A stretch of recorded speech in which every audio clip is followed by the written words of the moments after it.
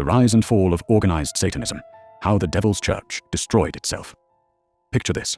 It's 1969, San Francisco. The summer of love is fading, but something darker is rising from the shadows of the counterculture. In a black Victorian house on California Street, a man who calls himself the Black Pope is about to change religious history forever.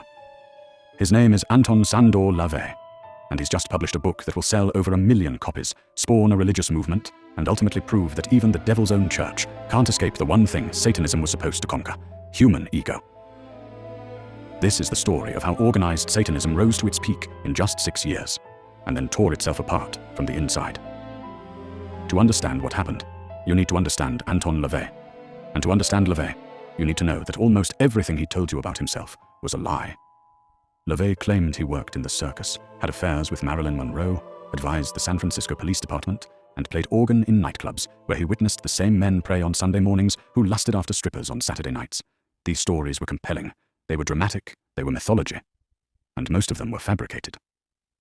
Investigative journalists later discovered that LaVey's circus career never happened. His relationships with celebrities were exaggerated or invented. His supernatural experiences were theatrical constructions. The man who would become Satanism's most influential figure built his legend on carefully crafted lies. But here's the thing about LaVey that makes him fascinating. His lies didn't matter to his philosophy, because LaVey wasn't selling truth. He was selling something far more powerful: permission. On April 30th, 1966, while Purgasnacht, the witches' Sabbath, LaVey shaved his head, declared himself the high priest of Satan, and founded the Church of Satan. He proclaimed it year 1 of the age of Satan. The era of Christian guilt and repression was over. The age of indulgence, pride, and self-worship had begun, and people were hungry for it. Within 3 years, LaVey had achieved something no Satanist in history had managed: mainstream visibility. He performed the first satanic wedding. He conducted a satanic funeral. He baptized his own daughter, Zaina, in a ritual that made international headlines: a naked woman serving as the altar, a satanic benediction over an infant, cameras flashing. The Church of Satan attracted celebrities. Jane Mansfield became a member. Her relationship with LaVey fueled rumors and publicity. Sammy Davis Jr. briefly joined. Underground filmmaker Kenneth Anger, whose work explored occult themes, became associated with the church. These weren't just members. They were proof that Satanism had arrived in American culture.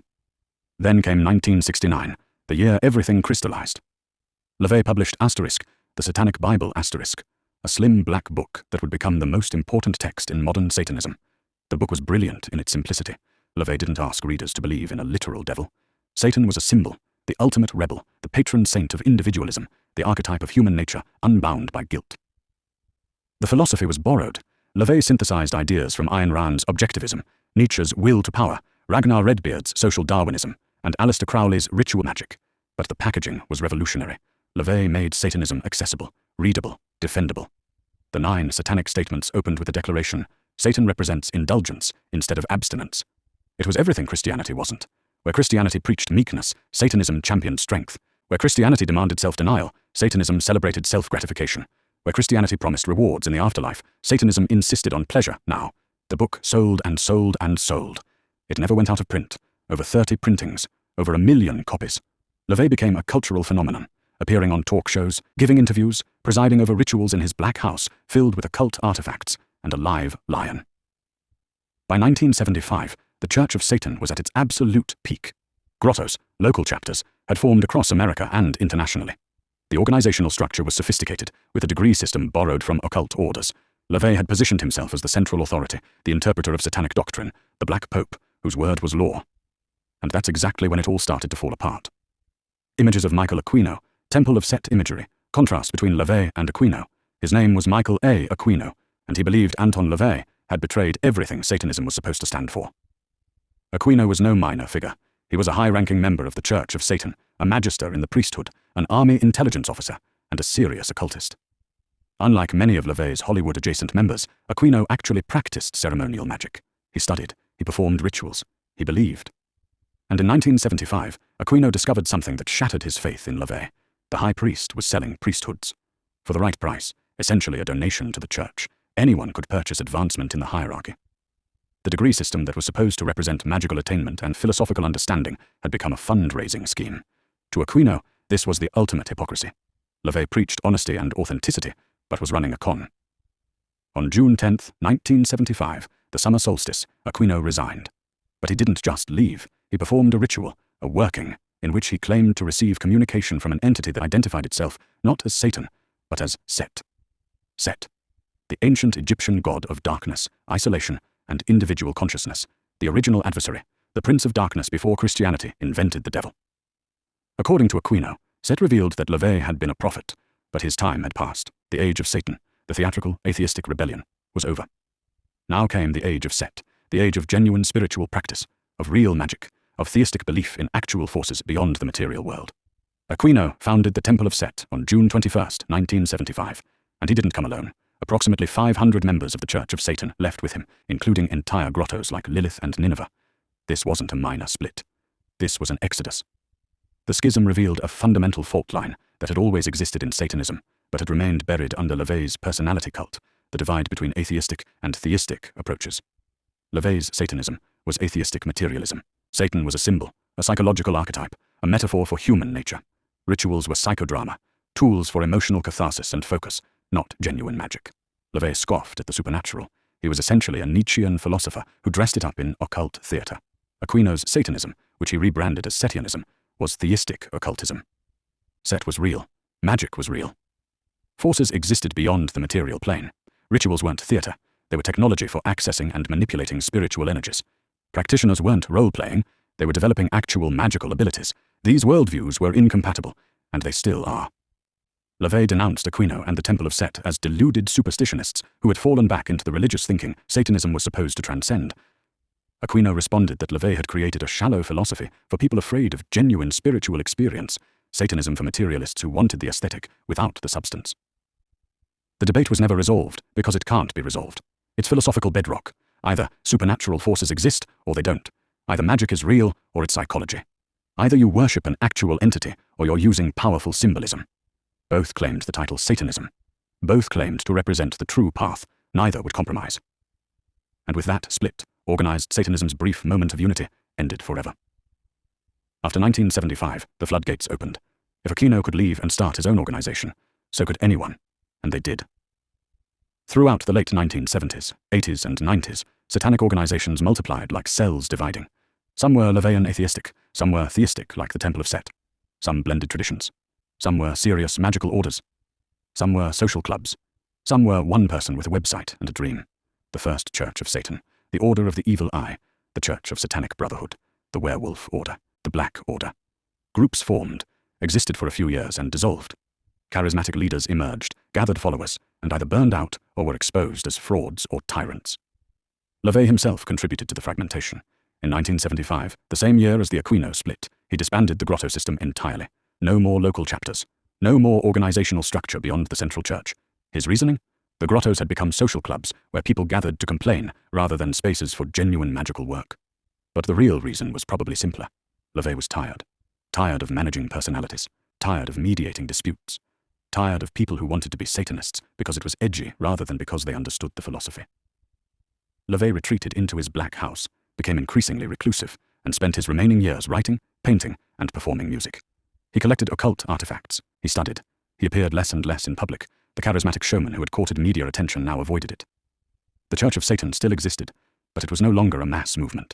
It was essentially LaVey, a small inner circle, and a membership list of people who paid for a card and maybe read the book. Meanwhile, something else was happening that dwarfed organizational Satanism entirely. Cultural Satanism. Heavy metal music exploded in the 1980s, and satanic imagery became its dominant aesthetic. Black Sabbath, Venom, Slayer. Merciful Fate with King Diamond's face painted like a corpse, singing about Satan as if he were real. These bands reached millions, far more than LaVey's church ever did. Horror films saturated popular culture.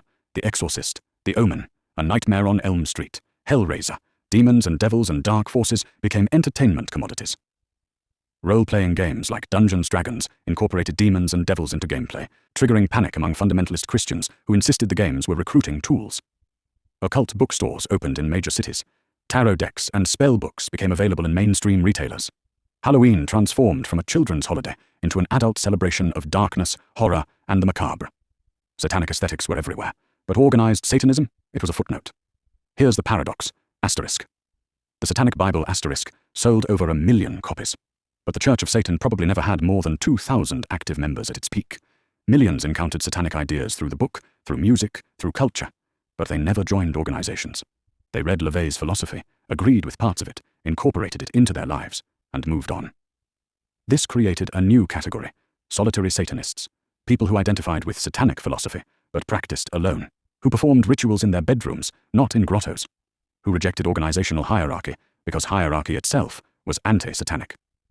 And this is where Satanism revealed its fatal flaw as an organized religion. It contained within itself the seeds of its own fragmentation. Think about what Satanism actually teaches. Individual sovereignty. You are your own ultimate authority. Rejection of herd mentality. Think for yourself. Don't follow the crowd. Skepticism of authority. Question everything, including Satanic leaders. Pride and ego. Celebrate yourself. Don't submit to others. Self-deification. You are becoming a god. Why would a god take orders? Now try to build a stable organization around those principles. Try to maintain hierarchy when you're telling people they're their own ultimate authority. Try to enforce orthodoxy when you're teaching radical individualism. Try to demand obedience when you're celebrating rebellion. You can't. The philosophy undermines the structure. LaVey understood this intellectually, but he still wanted to be the central authority. He wanted people to accept his interpretation as definitive. He wanted recognition as the founder, the high priest, the black pope. But Satanism itself kept insisting, why should anyone bow to LaVey? The answer, increasingly, was, they shouldn't. By the 1990s, the landscape was utterly fragmented. The Church of Satan existed as a small organization, jealously guarding LaVey's legacy. The Temple of Set operated as a more serious magical order with stricter membership requirements. Dozens of tiny groups claimed Satanic identity, and hundreds or thousands of solitary practitioners did their own thing entirely. The Internet, which exploded in the mid-1990s, accelerated the fragmentation exponentially. Suddenly anyone could start a website, call themselves a magus or high priest, publish their own interpretation of Satanism, and gather followers. Geographic barriers disappeared. The gatekeeping function of organizations vanished. Information that used to require initiation into a group could now be found with a search engine. Satanism democratized itself out of organizational relevance. On October 29, 1997, Anton LaVey died. He was 67 years old. The Black Pope was dead. And nobody could agree on who should replace him. His partner, Blanche Barton, claimed leadership. His daughter, Carla LaVey, disputed this and tried to claim control.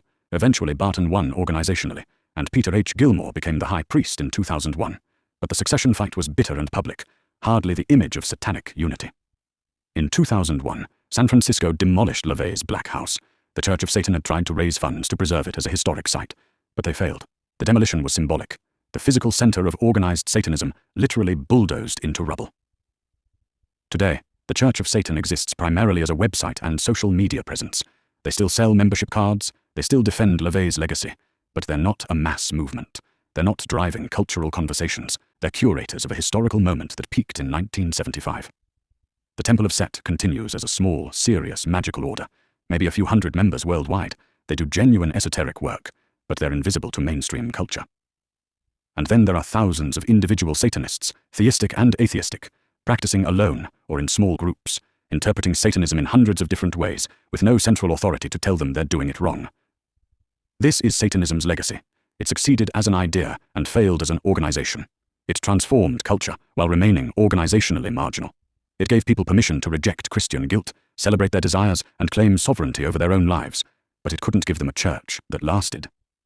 Because maybe that was always the point. Maybe Satanism was never supposed to be organized. Maybe the real satanic achievement isn't building institutions. It's destroying them, including its own. LaVey wanted to be the high priest of a movement. Instead, he became the prophet of a philosophy that insisted no prophet was necessary. The Church of Satan peaked in 1975. But Satanism itself? It's everywhere and nowhere, organized by no one, practiced by anyone who picks up the ideas and runs with them. The devil doesn't need a church. He never did. Thanks for watching. If you found this exploration of satanic history valuable, consider subscribing. Let me know in the comments. Do you think Satanism's organizational failure was inevitable, or could it have maintained unity? And what does it mean for a philosophy to succeed culturally, but fail institutionally? Hail yourself.